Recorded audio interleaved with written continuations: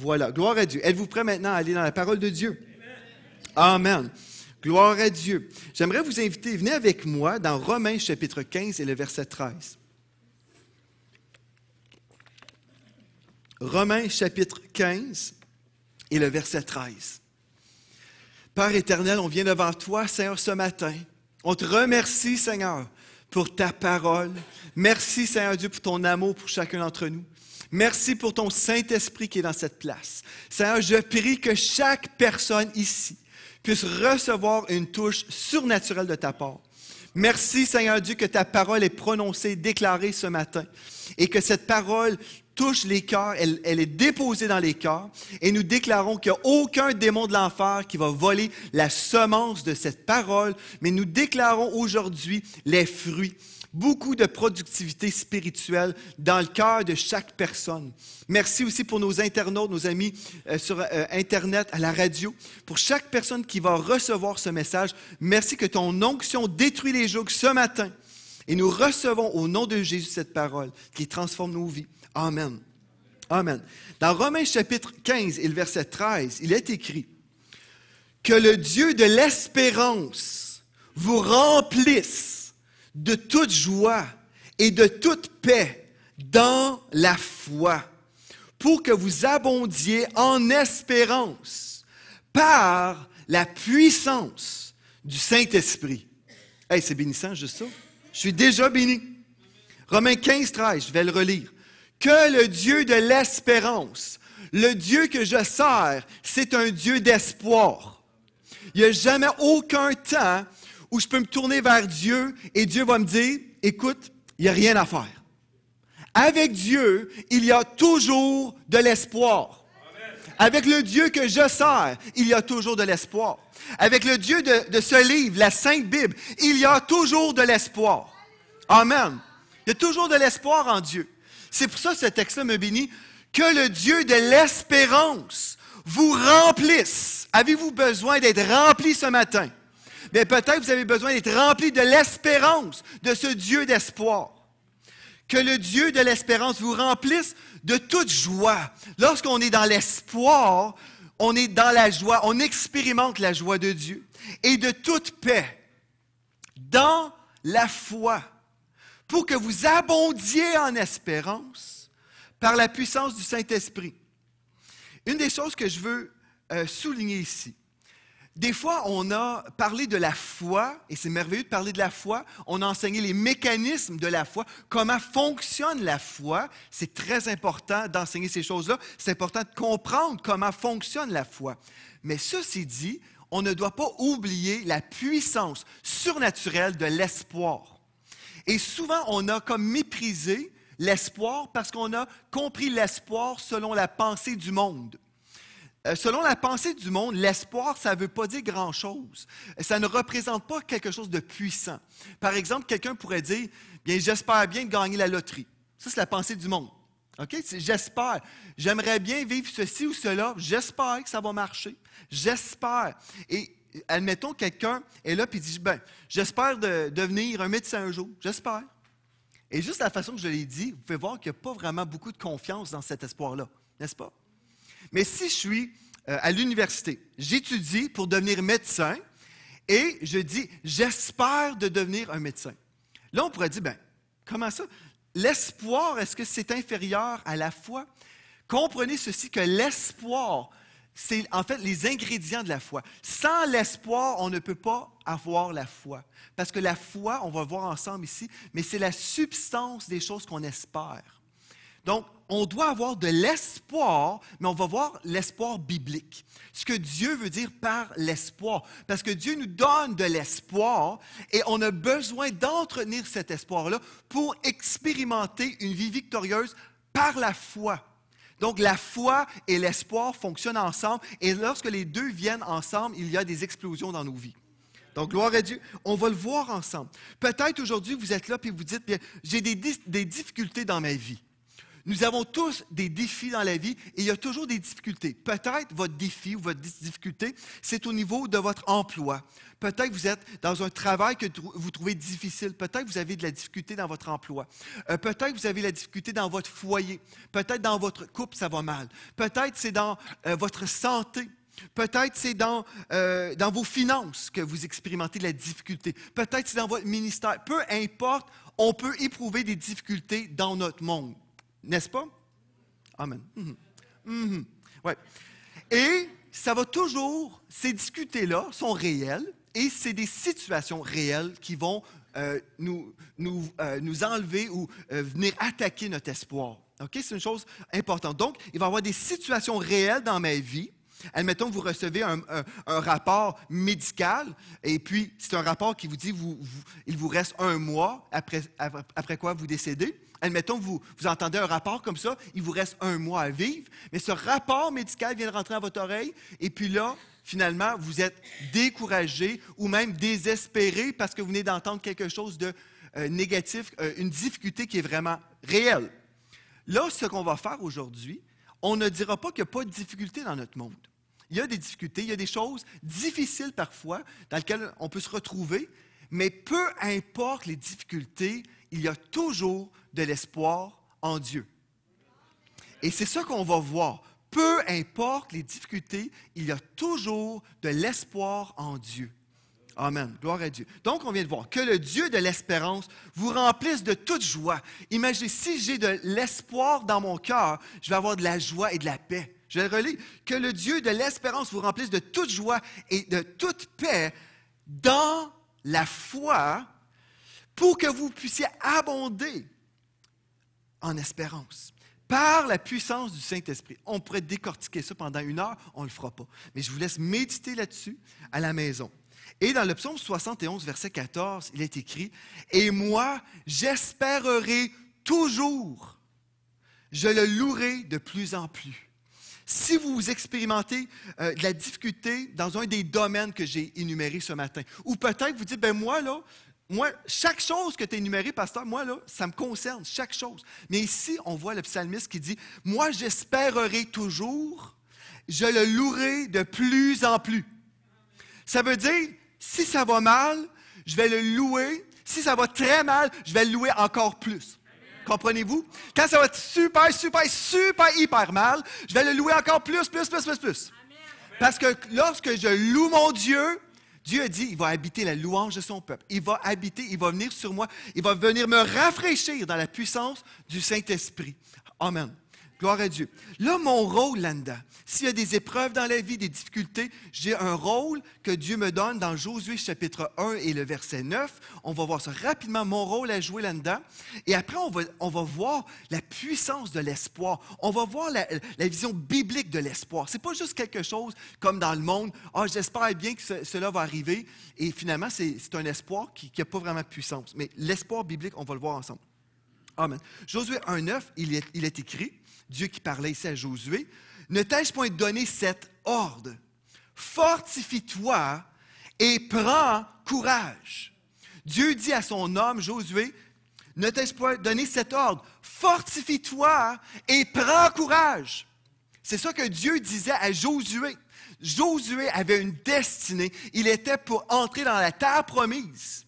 La terre promise était là devant lui. Mais Dieu lui dit, il dit ici, « Ne t'ai-je pas donné cet ordre? Fortifie-toi et prends courage. » Je dois prendre mon courage en Dieu. Je vais saisir le courage, je vais saisir la foi. Fortifie-toi et prends courage. Ne t'effraie point et ne t'épouvante point, car l'Éternel, ton Dieu, est avec toi dans tout ce que tu entreprendras. Voyez-vous la clé? Ici, pasteur Jérémie à Tafila ce matin, il nous a exhorté sur l'esprit de crainte et vraiment faire attention de ne pas marcher dans un esprit de crainte parce que la crainte, ça vient nous voler ce que Dieu en réserve pour nous et ça vient nous neutraliser dans ce que Dieu veut qu'on fasse. Et puis ici, la raison, on peut marcher par la foi, dans la joie, dans la paix, c'est parce que Dieu a dit qu'il serait là avec nous. Voyez-vous ici? Car l'Éternel, ton Dieu, est avec toi.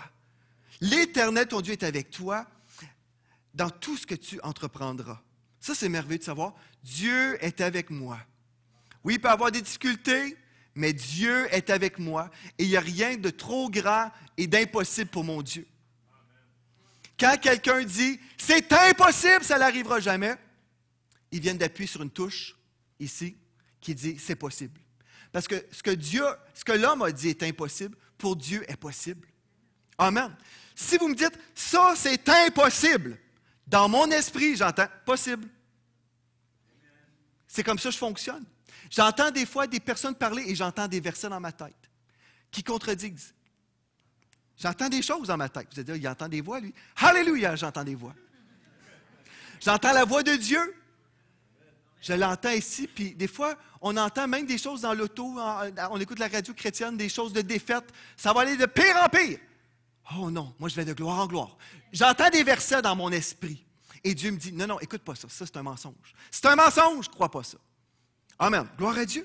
C'est dit dans le psaume 43, le verset 5, « Pourquoi t'abattu mon âme et gémis-tu au-dedans de moi? Espère en Dieu, espère en Dieu, car je le louerai encore.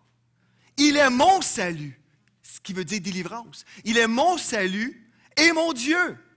Gloire à Dieu. Pourquoi t'abattu mon âme et gémis-tu au-dedans de moi? Pourquoi ça va mal comme ça, mon âme, là, dans le cœur? Vous êtes là, puis vous sentez wesh à l'intérieur. Avez-vous déjà senti comme ça? Levez pas la main. Mais vous sentez tout croche en dedans, puis triste, puis malheureux. Et là, on voit dans ce texte-là, mais pourquoi tu es comme ça? Ici, le psalmiste dit, pourquoi tu es comme ça, mon âme? Pourquoi gémis-tu au-dedans de toi? Espère en Dieu. Il est en train de se brasser à la cage ici, comprenez-vous? Il est en train de se donner un coup de pied à quelque part. Puis il dit, espère en Dieu, replace ton espoir dans le Seigneur. Et c'est bon ça, espère en Dieu, car je le louerai encore. Vous voulez Satan, là, vous voyez ici, là, Satan ne veut pas qu'on loue Dieu. Quand ça va mal, il ne veut pas qu'on loue Dieu, il veut qu'on se retire de notre relation avec Dieu, qu'on se décourage.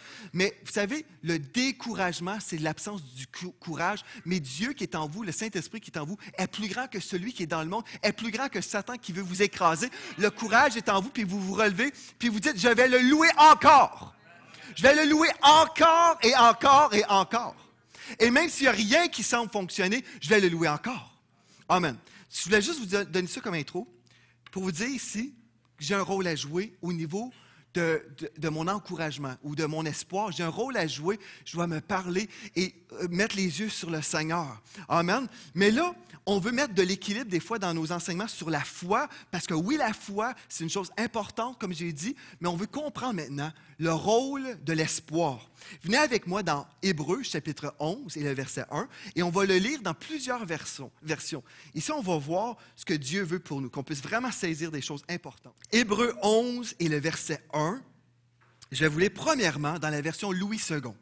« Or, la foi est une ferme assurance des choses qu'on espère, une démonstration de celles qu'on ne voit pas. » Donc, si la foi est composée des choses qu'on espère, à quelque part, l'espoir, c'est rien de négatif, n'est-ce pas?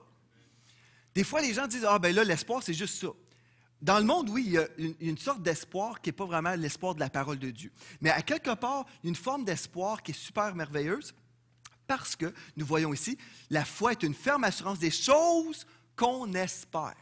Okay? On va lire maintenant dans King James, version française. Je vais vous lire, et c'est ma version préférée pour ce texte. C'est-à-dire, « Or, la foi est la substance des choses qu'on espère. » L'évidence des choses qu'on ne voit pas. Donc, la foi est la substance des choses qu'on espère.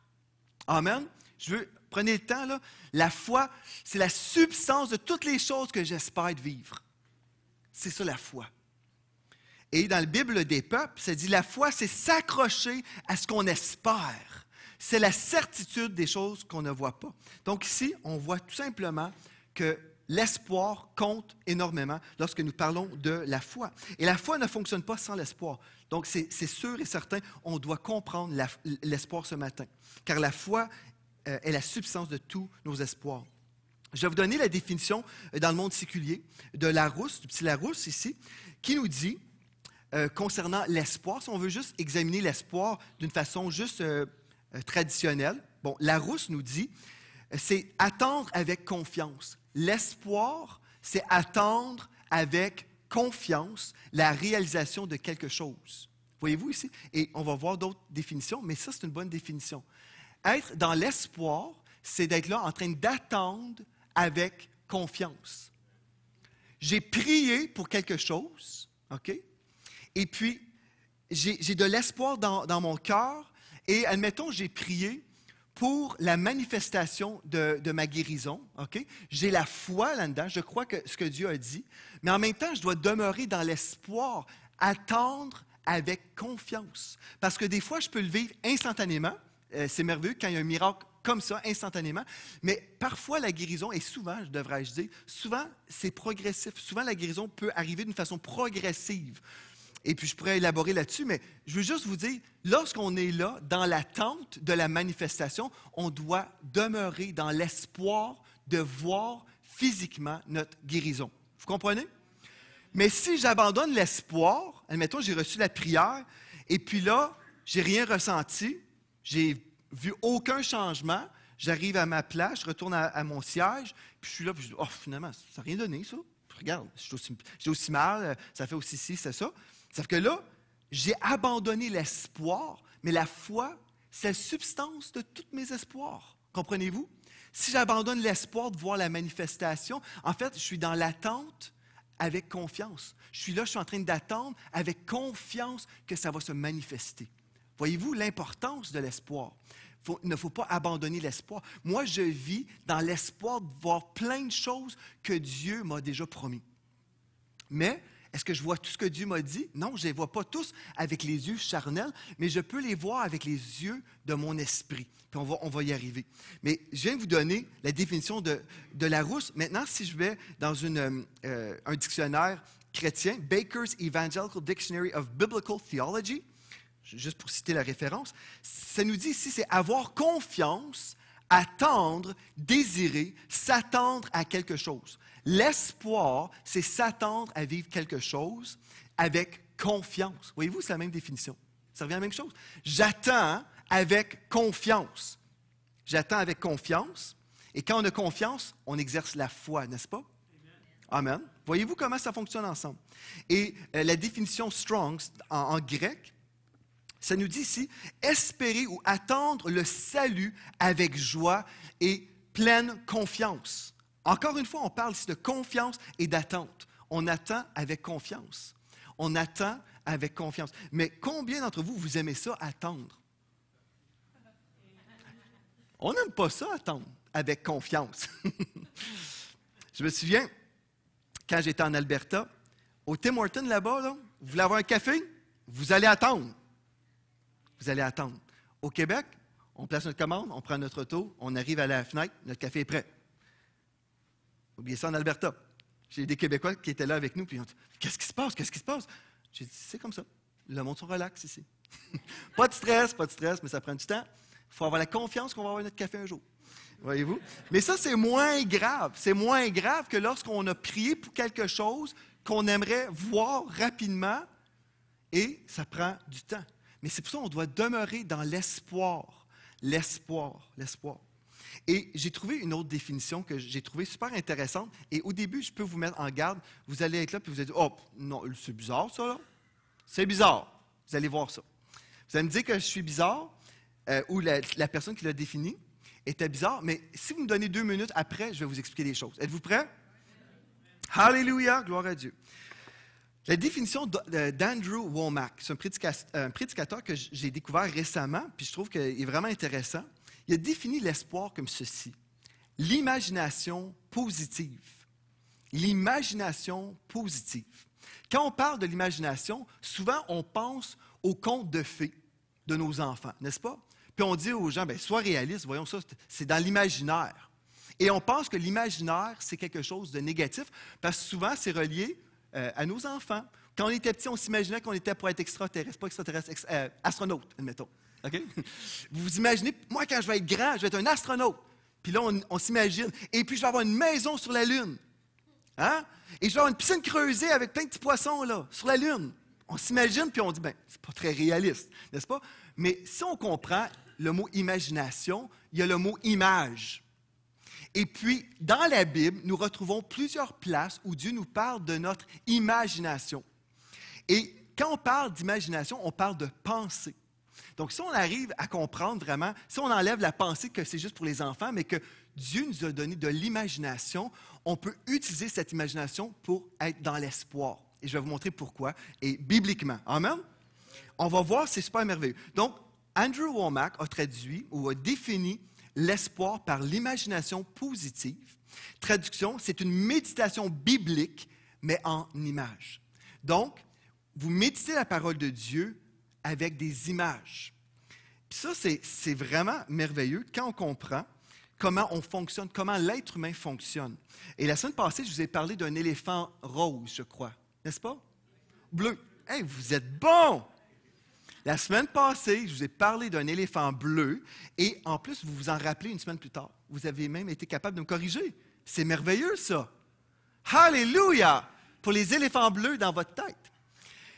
Mais sérieusement, voyez-vous comment vous avez mémorisé ça? Parce que vous l'avez vu dans votre tête. Vous avez vu un éléphant bleu, n'est-ce pas?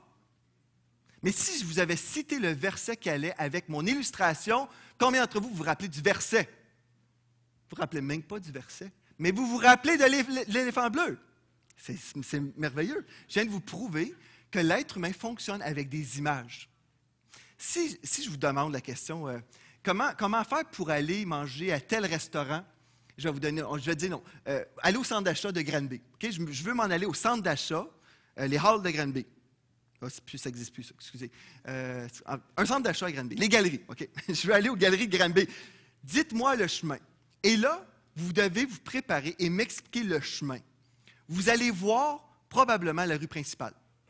Dans votre tête, vous allez commencer à voir le chemin ou peut-être une carte routière. Peut-être que vous allez commencer à avoir une carte dans votre tête si vous fonctionnez comme ça. Mais à quelque part, vous allez voir des choses, n'est-ce pas? Vous allez voir le chemin. Ah, on tourne à droite, on tourne à gauche.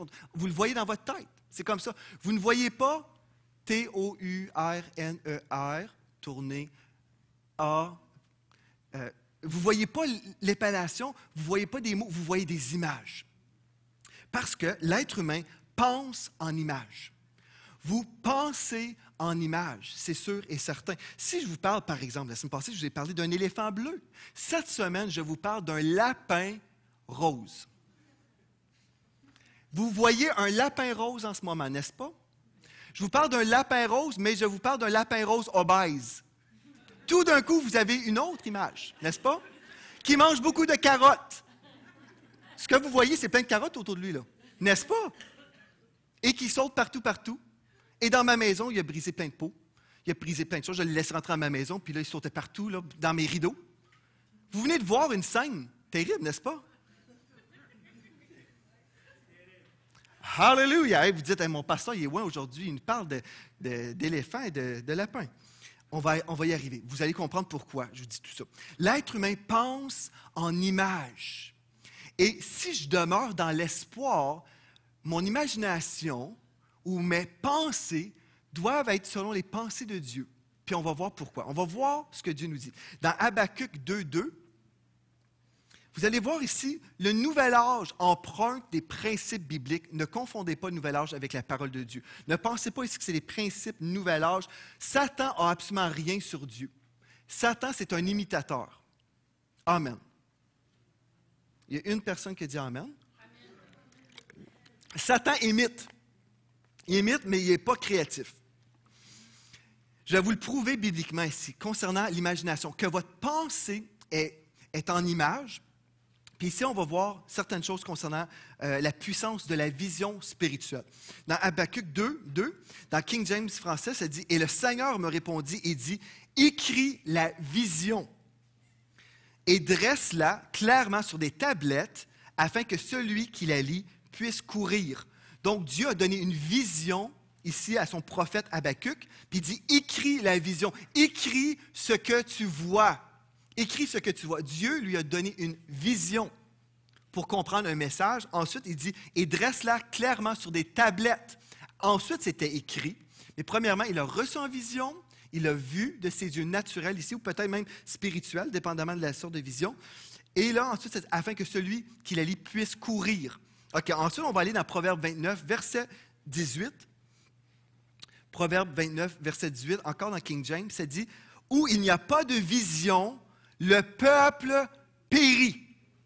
Mais celui qui garde la loi, heureux est-il. » Donc, où il n'y a pas de vision de Dieu, en parlant d'une révélation de Dieu ici, le peuple périt.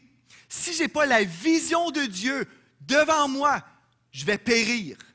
Celui qui n'a pas une vision, admettons, je ne vois absolument rien devant moi, je vois juste noirceur. Et la Bible me dit, je vais périr.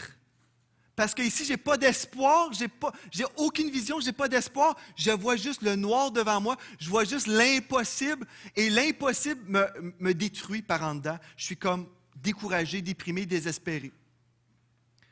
Donc, c'est important ici, où il n'y a pas de vision, le peuple périt. Mais vous ne voulez pas périr, n'est-ce pas? Donc, vous avez besoin d'avoir la vision de Dieu pour votre vie. Amen. Donc, on va aller ensemble dans Proverbe 23, verset 7 maintenant. Proverbe 23, verset 7. Je vais vous lire dans plusieurs versions ici. Ça nous parle de l'être humain, l'homme, un verset qu'on connaît bien. Il est comme les pensées de son âme. L'homme est comme les pensées de son âme. L'homme est comme les pensées de son âme. Je suis ce que je pense. Si je médite sur quelque chose, cette méditation-là, OK, a des images et je deviens ce que je vois. Vous allez le voir ici, bibliquement, je vais vous le prouver d'après la parole de Dieu. Donc, l'homme est comme les pensées de son âme. Si je ne crois pas que Dieu m'appelle à faire quelque chose, par exemple, quand j'étais à l'antenne de TV, quelqu'un m'a demandé, « Toi, est-ce que tu es surpris d'être à la télévision? Est-ce que tu es surpris de te ramasser ici? » On m'avait demandé ça. J'ai dit non. Pourquoi? Parce que je l'avais toujours vu. Je le savais. Je l'avais toujours vu avant de l'expérimenter. J'étais petit. Je me regardais dans le miroir, puis je me prêchais ça devant le miroir. Alléluia! Jésus veut que tu sois guéri. Puis j'étais petit. Puis je me regardais dans le miroir, puis je faisais ça. Vous allez dire, il est tombé sa tête? Dites ce que vous voulez. Alléluia! Mais j'avais une vision de Dieu pour ma vie. Et je pouvais voir au-delà du miroir. Amen. Là, ça nous dit dans King James, l'homme est tel qu'il pense en son cœur. L'homme est tel qu'il pense en son cœur. C'est pour ça que Satan va tout faire pour changer vos pensées, pour vous empêcher de penser ce que Dieu veut que vous pensiez. Il va tout faire pour semer ses pensées dans vos pensées. Parce que si vous pouvez penser ses pensées à lui, vous allez être découragé et vous n'entrerez pas dans ce que Dieu a en réserve pour vous, n'entrerez pas dans la vision de Dieu pour votre vie, parce que vous pensez la vision de Satan. Voyez-vous? Écoutez bien. Dans la version Darby, c'est dit « Comme il a pensé dans son âme, tel il est ». Dans Crampon, c'est dit « Il ne vaut pas plus que les pensées de son âme ». L'être humain, l'homme, ne vaut pas plus que les pensées de son âme. C'est spécial. Et dans Nouvelle Bible Second, il est tel que sont ses arrière-pensées. Voyez-vous, c'est comme tout ce qu'on a là, dans nos arrière-pensées. Admettons, vous devez chanter ici à EVQ, admettons. On vous demande de chanter, on vous a entendu, on sait que vous avez un talent formidable, admettons. Une onction sur votre vie. Mais dans votre arrière-pensée, vous avez entretenu la pensée, tu chantes mal. Tu chantes mal, les gens vont rire de toi.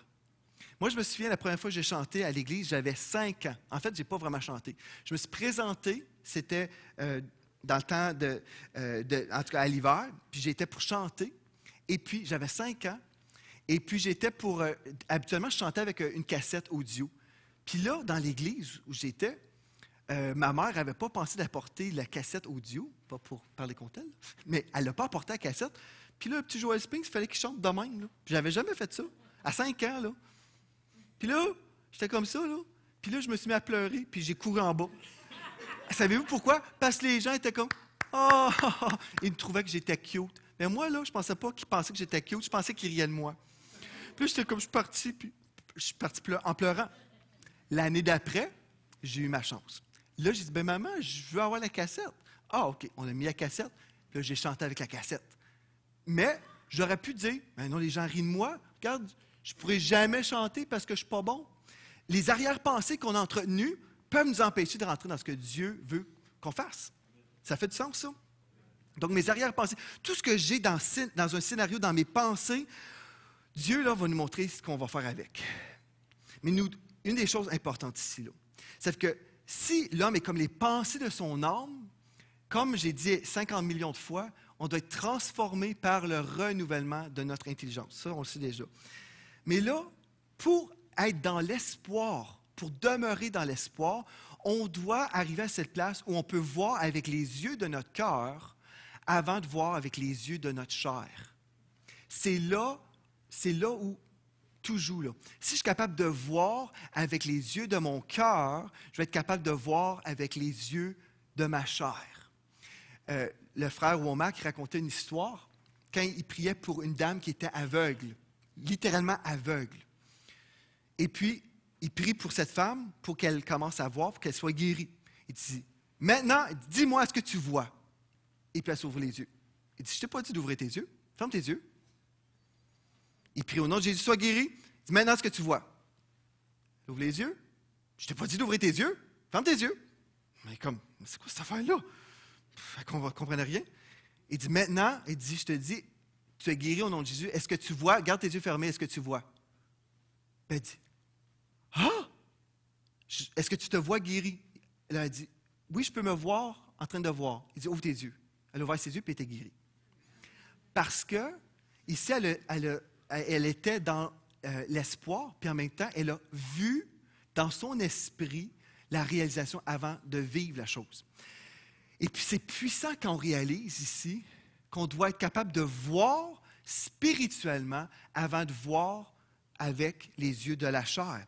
Si on prie pour votre guérison, mais, admettons, vous voyez toujours malade, puis vous entretenez l'image que vous êtes malade. Vous l'entretenez, non, ça ne marchera pas. Ou même si vous priez, vous avez l'espoir, mais vous voyez, je sais que vous êtes incapable, admettons, de vous voir guéri. Si vous êtes incapable de vous voir guéri, ce que vous avez besoin de faire, c'est prendre du temps avec Dieu dans sa parole et juste laisser le Seigneur vous montrer par la puissance de sa parole les versets. Moi, ce que j'aime faire, là, et c'est ça, en fait, l'imagination positive, en fait, c'est de méditer la parole de Dieu dans le sens qu'on ne va pas juste méditer des mots sur une page, on va laisser l'Esprit de Dieu nous révéler avec des images. On va imaginer la Bible. Puis vous dire, c'est quoi cette affaire-là, imaginer la Bible? Admettons, le psaume 23. Si on va dans le psaume 23, vous connaissez ce texte-là, on va faire l'exercice ensemble. Psaume 23, un beau passage ici.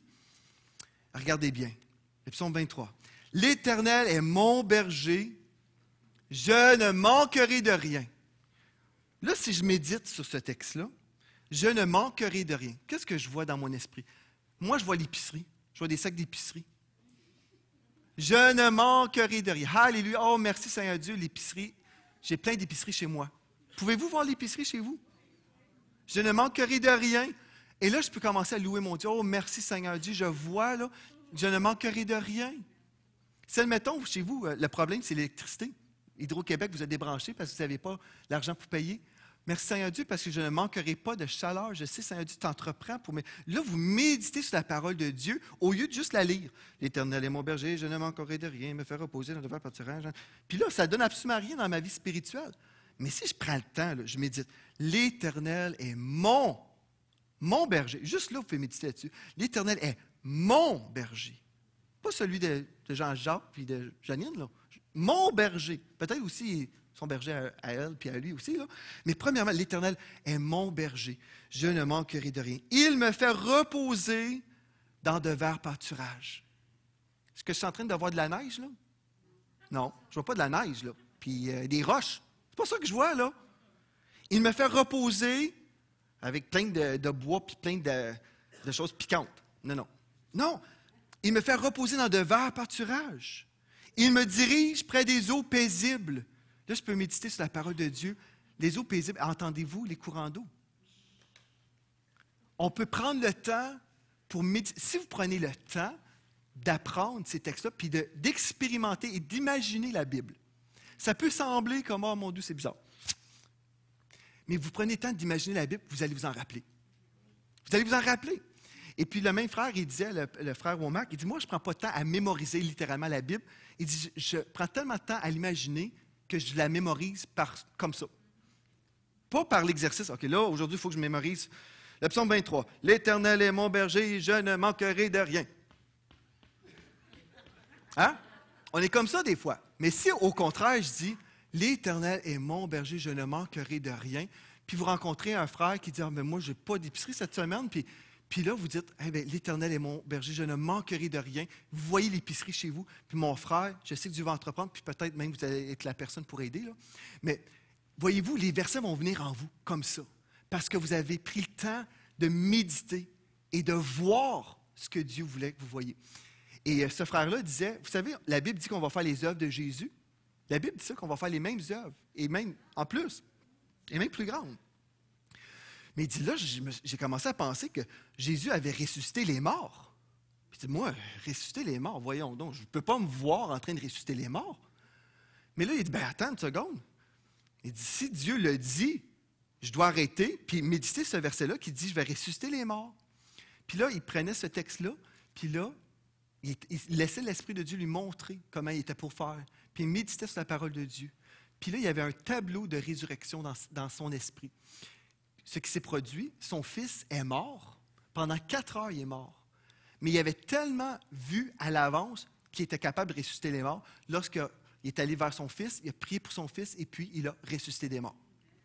Parce qu'il avait pris la parole de Dieu, pas d'une façon juste mémorisée dans la tête, mais de vivre pleinement en l'imaginant. Gloire à Dieu. Puis quand on a l'image de Dieu pour notre vie, on est rempli d'espoir. On est rempli d'espoir parce que là, on est dans l'attente de la pleine manifestation, peut-être, mais je suis dans une attente confiante. Je suis dans la confiance de cette manifestation-là parce que je suis rempli d'espoir et la Bible me dit de joie et de paix. Je suis rempli de joie. Comment ça? Parce que je sais que mon Dieu, je l'ai déjà vu avec les yeux de l'Esprit. Alléluia, il faut que je me dépêche. OK. Je vais vous le prouver bibliquement. Vous êtes toujours avec moi? Vous ne dormez pas encore? OK. Je vais vous donner d'autres versets. 2 Corinthiens 4, 18. Ici, l'apôtre Paul nous dit, c'est ça qu'il faisait lui. 2 Corinthiens 4, verset 18. L'apôtre Paul dit, « Nous regardons non point aux choses visibles, mais à celles qui sont invisibles. Car les choses visibles sont passagères et les invisibles sont éternelles. » Donc, l'apôtre Paul, il dit, « Nous regardons non point aux choses visibles, mais à celles qui sont invisibles. » Je regarde les choses qui sont invisibles. N'est-ce pas merveilleux? Vous dites, bien là, regardez les choses invisibles. Comment est-ce qu'on fait regarder aux choses invisibles? On regarde avec les yeux de l'Esprit. On regarde avec les yeux de l'Esprit. Alléluia. Quand on a ouvert l'Église, dans notre Église en Alberta, la première année, on était 100 personnes. Deuxième année, 200 personnes. Troisième année, 300 personnes. Et quatrième année, 400 personnes. On voyait une progression. Et gloire à Dieu. Puis quand j'ai quitté l'Église pour venir ici, là, ce qui s'est produit en quittant, en déménageant ici au Québec, en revenant, là, je partais de cette Église-là, mais ce que je voyais dans l'Église, c'était une assistance d'environ peut-être 30 personnes. OK? Humainement, j'aurais pu partir d'une Église de 400 personnes à une Église de 30 personnes et être démotivé, n'est-ce pas? Est-ce que ça peut être décourageant? Décourageant. On part de 400 à 30, admettons, au démarrage. Bon. Mais là, lorsqu'il y avait 30 personnes, je ne voyais pas juste 30 personnes. Parce qu'avec ce que Dieu m'avait dit, j'avais l'image de ce que Dieu voulait faire parmi nous. 30 personnes. Je voyais au-delà de 30 personnes. Je voyais une église pleine, même au tout début. Et ça, c'est une des choses. Comment? À cause, Dieu me donnait la vision et je m'entretenais avec la vision de Dieu, ce que Dieu voulait faire. Donc, nous regardons non point aux choses visibles, mais à celles qui sont invisibles. Car les choses visibles sont passagères et les invisibles sont éternelles. Gloire à Dieu. Dans Romains 8, 25, « Si nous espérons ce que nous ne voyons pas, nous l'attendons avec persévérance. » Voyez-vous ici encore? On attend avec persévérance. Là, je vais vous donner des preuves bibliques pour l'imagination, parce que certains d'entre vous, vous êtes encore là, puis vous dites, bien là, je ne suis pas sûr. Quand on parle d'imagination, on parle simplement des images Tout simplement. C'est le fait de voir en image. Parce qu'on ne voit pas sans image. C'est simple, hein? C'est simple. Si on regarde, admettons, 1 Chronique, chapitre 29, verset 18, ici, je vais vous lire ce texte-là, c'est une prière de David, du roi David, 1 Chronique 29, 18. Il dit « Éternel Dieu d'Abraham, d'Isaac et d'Israël, nos pères, maintiens à toujours, c'est sa prière, le David prie à Dieu, il dit « Maintiens à toujours dans le cœur de ton peuple ses dispositions et ses pensées, et affermis son cœur en toi. » Ici, ce qu'on voit, ses dispositions et ses pensées, là, en anglais, dans la Bible King James, c'est imagination. C'est dit ici, maintiens à toujours, il prie, maintiens toujours dans le cœur de ton peuple d'Israël ici, là, maintiens toujours ses imaginations. En fait, ce que le peuple d'Israël venait de faire, il venait d'offrir une belle grande offrande d'amour envers Dieu. Et puis là, David dit, « Oh Seigneur, fais que ton peuple puisse toujours garder en mémoire ce qu'ils viennent de faire par amour pour toi, qu'ils puissent garder en imagination ce qu'ils viennent de faire. » Voyez-vous? Parce qu'il comprenait ici que le peuple devait se rappeler ce qu'il venait de faire, que ce peuple-là aimait Dieu. Mais on ne se rappellera pas « j'ai aimé Dieu » simplement, mais on va se rappeler comment on a aimé Dieu. Comprenez-vous? On va se rappeler qu'on a apporté au temple, c'est justement les offrandes. On va se rappeler des choses qu'on a faites. On va se rappeler en images. C'est comme ça, une prière de David.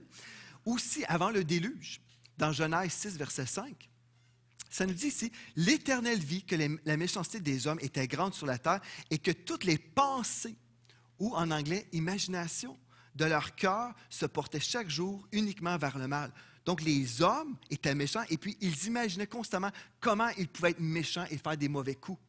L'imagination peut être utilisée pour le mal. Mais savez-vous que l'imagination peut être utilisée pour le bien?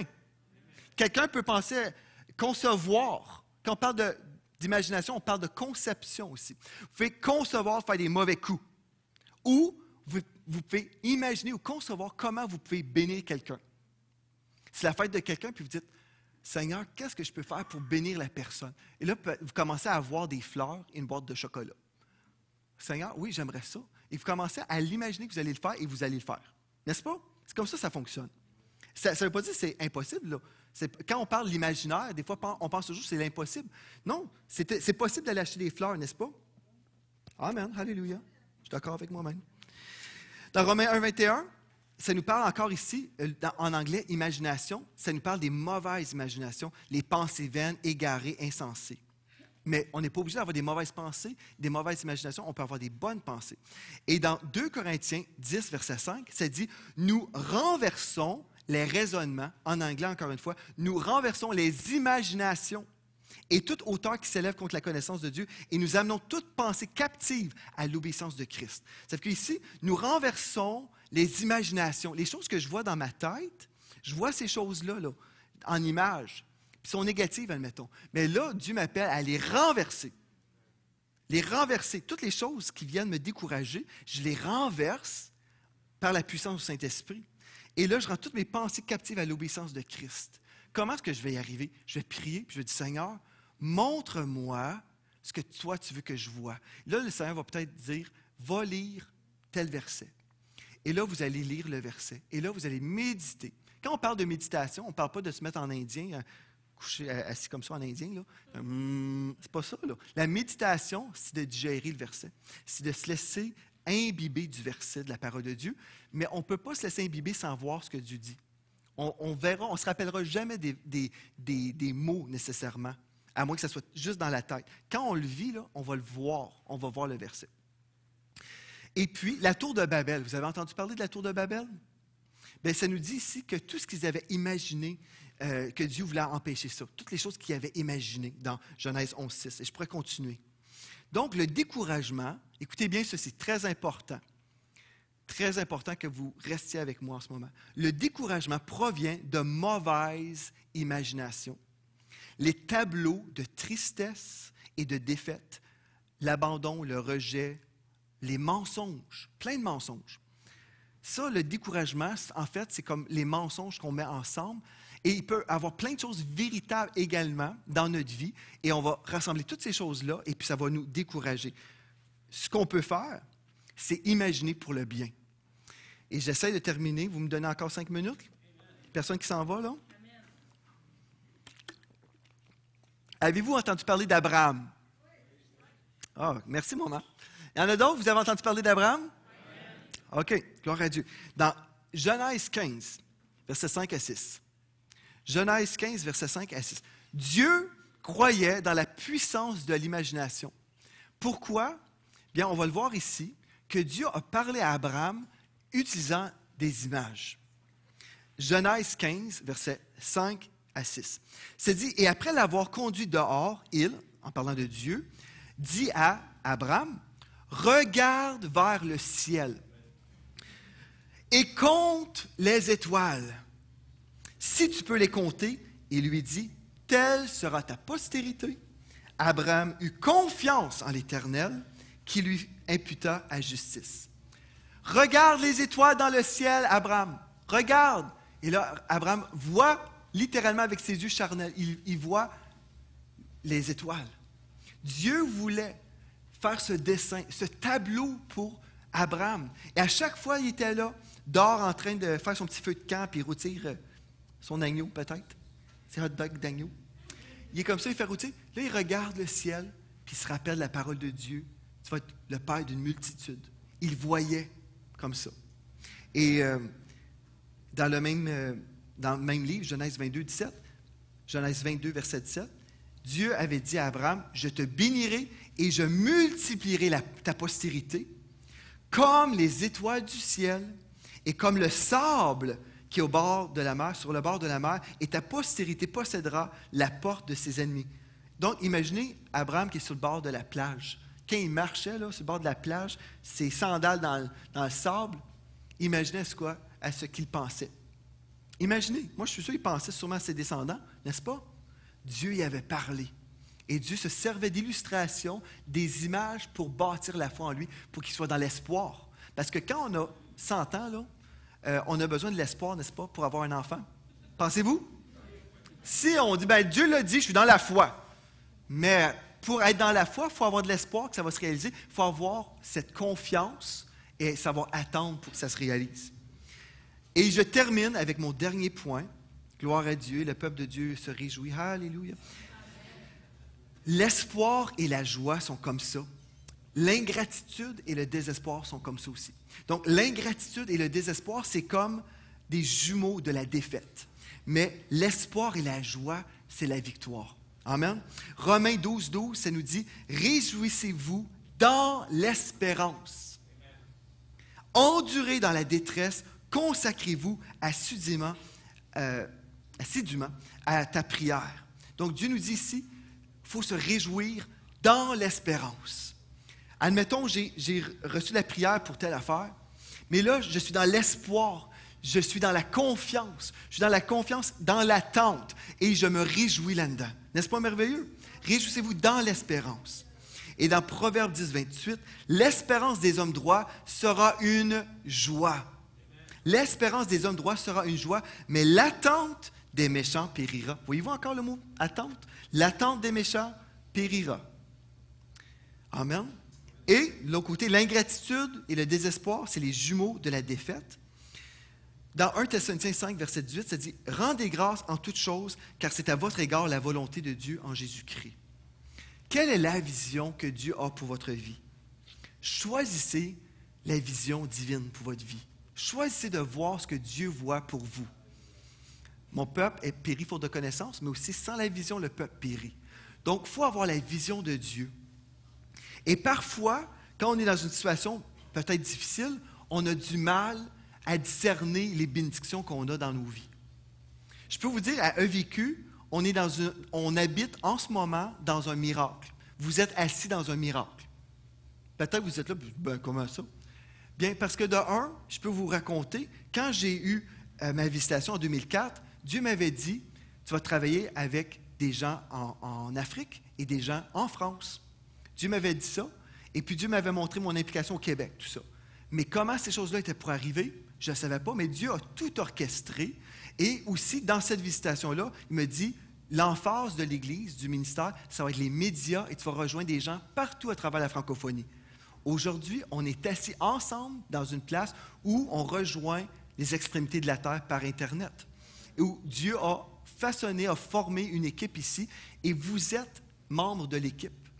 Et non seulement ça, il y a plein de choses que Dieu a fait parmi nous, entre autres comme l'IBEM, où les gradués de l'IBEM, d'ici quelques temps, même au mois de septembre, je vais vous annoncer des choses à venir, où les gradués vont passer à l'action maintenant. Vous savez, on peut être formé, mais il faut aussi redonner ce qu'on a reçu dans l'œuvre du ministère. Et puis, il y a plein de choses que j'ai à cœur que je vais vous partager d'ici quelques semaines. Mais imaginez, on vit dans un miracle, parce que c'est Dieu qui a orchestré tout ça, c'est pas moi. J'étais incapable de faire ça. Mais Dieu a orchestré ces choses-là parce que Dieu a un but, et son but, c'est de rejoindre la francophonie avec le message de Jésus, que Jésus sauve. Donc, je suis dans un miracle en ce moment. Il y a des gens qui nous écrivent partout à travers le monde qui nous disent « Notre rêve, c'est de venir vous visiter. » J'ai eu des courriels récemment encore, notre rêve. Même la semaine passée, un frère et une sœur de la Suisse, oui, c'est ça, ils déménagent au Canada et puis ils veulent venir à EVQ. Gloire à Dieu. Donc, Dieu a fait des choses, mais il faut être conscient, je suis dans un miracle. Est-ce que le miracle est fini? Non. Non, il n'est pas fini. Mais Dieu a fait en sorte que je sois ici, que vous soyez là. À quelque part, on va faire quelque chose, un impact pour le royaume de Dieu ensemble. Bon, c'est que là, il pourrait y avoir toutes sortes de choses négatives que Satan pourrait apporter, mais si on regarde ce que Dieu veut, quelle est la vision que Dieu vous avait donnée la première journée que vous êtes arrivé ici? Première fois que vous êtes venu ici, Dieu vous a donné une vision. Jusqu'à temps que cette vision soit vraiment accomplie, vous le savez que Dieu n'a pas terminé. Moi, je sais que Dieu n'a pas terminé. Amen? Dieu n'a pas terminé. Ce qu'il a commencé, il va le compléter. Il va compléter ce que Dieu a dit qu'il ferait. Donc, si vous voulez être dans l'espoir pour votre propre vie, si vous voulez être dans l'espoir pour votre propre vie, je vous donne un défi cette semaine que Pasteur Michael va pouvoir vous envoyer par courriel aussi. Mais je veux vous inviter à faire ceci. Dressez une liste de vos bénédictions dans votre vie. Dressez-vous une liste. Prenez le temps quand vous allez prier et regardez comment Dieu vous a béni dans votre vie. Dressez une liste. Peut-être vous allez dire, mais merci Seigneur pour ma femme. Merci Seigneur Dieu pour mes enfants. Vous allez dire, peut-être mon employeur, ça c'est une bénédiction dans ma vie. Peut-être vous allez dire, je suis content que j'ai une auto. Je suis content que j'ai une maison. Ça c'est une bénédiction dans ma vie. Je suis content d'avoir vécu telle bénédiction dans ma vie. Et là, vous commencez à énumérer les bénédictions que vous avez dans votre vie. Je veux vous passer au défi, frères et sœurs. Prenez le temps et dressez littéralement. Vous prenez une feuille de papier chez vous à la maison et commencez à énumérer les bénédictions que vous avez dans vos vies. Et la deuxième étape, ensuite, là, vous priez et vous remerciez Dieu pour ces bénédictions. Dans ma jeunesse, quand j'étais enfant, il y avait un petit cantique. Compte les bienfaits de Dieu, mets-les tous devant tes yeux. Tu verras qu'en adorant, combien le nombre en est grand. Prenez le temps littéralement à dresser une liste de reconnaissance envers Dieu et entrer dans un temps de louange. Vous savez, des fois, on peut dire, moi, je n'ai pas ça dans ma vie, je n'ai pas ci, je n'ai pas ça. Mais regardez ce que vous avez. Et là, ce que vous avez, vous louez Dieu pour ces choses-là. Et comme vous louez Dieu et vous voyez ce que vous avez, Dieu va multiplier les bénédictions. Les bénédictions vont se multiplier dans vos vies parce que vous allez entrer dans la louange et Dieu va se mettre à multiplier ce qu'il vous a déjà donné. Donc, dressez une liste, louez le Seigneur pour chacune de vos bénédictions. Et un bonus, si vous osez aller à l'extrême, vous pouvez même expérimenter ou exprimer plutôt. Vous pouvez même exprimer votre reconnaissance envers une personne que vous considérez une bénédiction dans vos vies.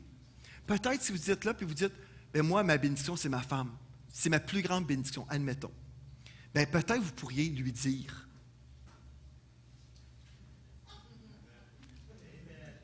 Hey, je t'aime, ma femme, tu es une bénédiction dans ma vie. J'aimerais ça te sortir au restaurant. Oh, je sais, ça, c'est radical, là.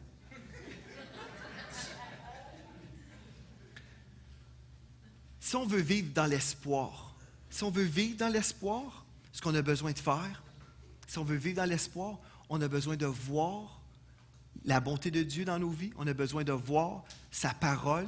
Ce que je vous ai dit ce matin, c'est juste biblique. L'homme est comme les pensées de son âme. Il y a toujours de l'espoir avec notre Dieu. Il y en a toujours parce que notre Dieu est éternel. Et Dieu est ma source d'espoir. Le moment que j'ai plus d'espoir, c'est le moment où je ne crois plus en Dieu. J'abandonne Dieu, puis il n'y a pas d'espoir. Mais si je dis, non, mon Dieu est éternel, mon Dieu est tout-puissant, mon Dieu guérit encore, mon Dieu délivre encore, mon Dieu pourvoit tous mes besoins, sa richesse avec moi. Mon Dieu est capable de me délivrer de l'oppression, mon Dieu est capable de sauver mes enfants, Dieu est capable de me racheter de cette erreur financière que j'ai faite. Toutes ces choses-là, je suis capable de dire, Seigneur, mon Dieu est tout-puissant, mon Dieu est grand, mon Dieu n'a pas changé, Jésus est le même hier, aujourd'hui, éternellement. Toutes ces choses-là, je peux dire, il y a toujours de l'espoir parce que Dieu est toujours là. Amen. Alléluia. Père éternel, on te remercie pour ta parole.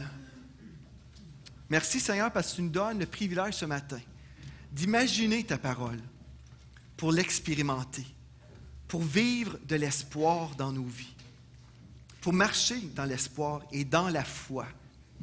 Merci Seigneur Dieu pour cette parole qui nous change. Merci parce que tu nous donnes tous une vision pour notre avenir. Seigneur, je prie ce matin que chaque personne ici qui ont peut-être perdu espoir ou qui ont abandonné pendant un temps la vision que tu leur avais donnée, je prie que tu viennes rafraîchir ce matin, que tu viennes ranimer la flamme et que tu puisses leur donner à nouveau cette vision pour leur vie. Cette vision des grandes choses que tu en réserves pour leur vie. Des grandes choses, des grandes œuvres que tu les appelles à faire. Alléluia, merci Seigneur Dieu. Merci Seigneur Dieu parce que tu parles à tes enfants, tu leur donnes cette vision, tu les remplis d'espoir, de joie et de paix. Alléluia, nous te louons Seigneur Dieu.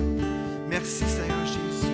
Merci pour l'exercice que tu nous donnes cette semaine où nous allons littéralement compter les bienfaits de Dieu. Alléluia, merci Seigneur Jésus. Nous te louons, nous te célébrons dans cette place. Nous déclarons ta parole sur nos têtes. Alléluia, nous déclarons que nous sommes la tête et non la queue. Alléluia, toujours en haut, jamais en bas. Merci Seigneur Dieu. Merci pour ta bénédiction dans nos vies. Merci pour la vie en abondance que tu nous donnes. Alléluia, merci Seigneur Jésus. Parce qu'on prend courage. On prend courage en regardant ce que tu nous as dit dans ta parole. Au nom de Jésus, Amen. Amen. Le peuple de Dieu dit Amen.